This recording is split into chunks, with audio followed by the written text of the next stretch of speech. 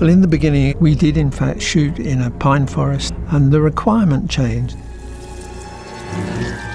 The roots became the most interesting sculptural part of it, and the roots actually over the period of the films got bigger and bigger.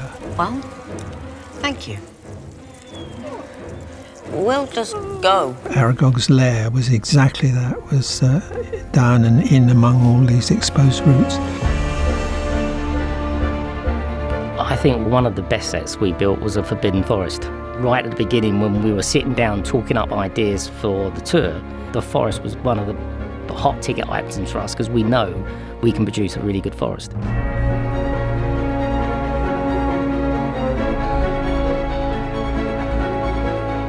I think it's really good that, they're introducing the Forbidden Forest to the tour. Basically, there will be spiders. Aragog will be there, and he will be closer than you'd like. We'll get sketches down from Stuart Craig. Usually we'll make a scale model like this one. That model for me is where it all starts.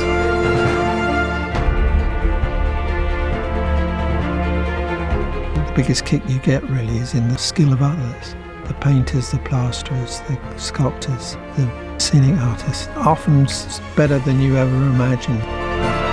When you start looking at a proper tree and you look at the bark shapes, it's really hard to produce a tree that looks natural.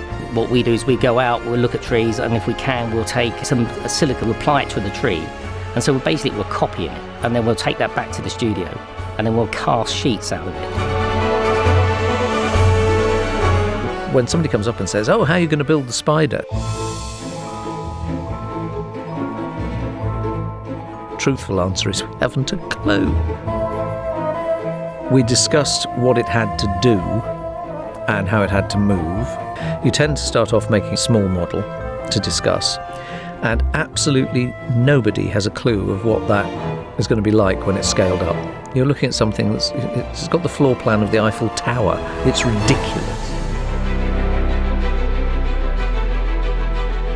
I used to be known as the jungle art director because I did Greystoke, I did The Mission, and I seem to have a lot to do with trees throughout my career.